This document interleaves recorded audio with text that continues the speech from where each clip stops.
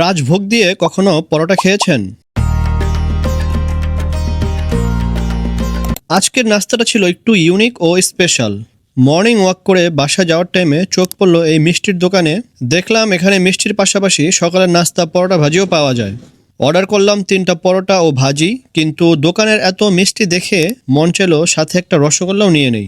কিন্তু দোকানদার বলল রসগোল্লার থেকে নাকি রাজভোগ দিয়ে পরোটা খেতে বেশি মজা। কথাটা আসলে কতটুকু সত্য সেটা জানার জন্যই আমিও একটা রাজভোগ নিয়ে নিলাম এবং এগুলো নিয়ে বাসায় রওনা দিলাম। সব রেডি, এখন খেয়ে দেখার পালা। আসলেই কি রাজভোগ দিয়ে পরোটা খেতে বেশি মজা, নাকি আমার টাকাটাই লস হলো? তারপর আমি টমেটো জুস খাই প্রতিদিন, মর্নিং জুস, সেটা একটু খেয়ে নিই। প্রথমে একটু রুটিটা ভাজি দিয়ে ট্রাই করি। বিসমিল্লাহ। ওদের ভাজিটা আসলে মজা, মানে ডাল ভাজি মিক্সড। কিন্তু আমার মেন আকর্ষণ হচ্ছে রাজভোগ।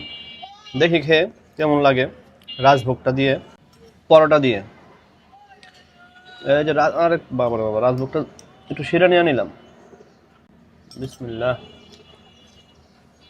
খুবই মজা, সফট ছানার। এই দেখেন কত শিরা, রাজভোগটা একদম শিরা দিয়ে ভরা, মিষ্টি শিরা আর একদম সফটনেস, এত মজা রাজভোগটা। এটা ছিল আমাদের ধূপখোলারই মুসলিম সুইটসের মিষ্টি। খাবারটা মজাই লাগলো। সকালে ওরা পরোটা আর ভাজি তৈরি করে, সাথে আমি চিন্তা করলাম একটু মিষ্টির রাজভোগটা নিয়ে আসি। এই ছিল আমাদের খাবার সকালের।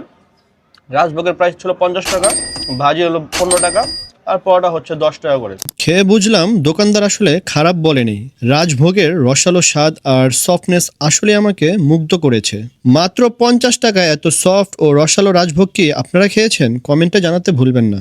দ্যাটস ইট, আজকের মতো ভিডিওটি এখানেই শেষ করি। দেখা হবে নেক্সট কোনো ভিডিওতে। টাটা বাই, আল্লাহ হাফেজ।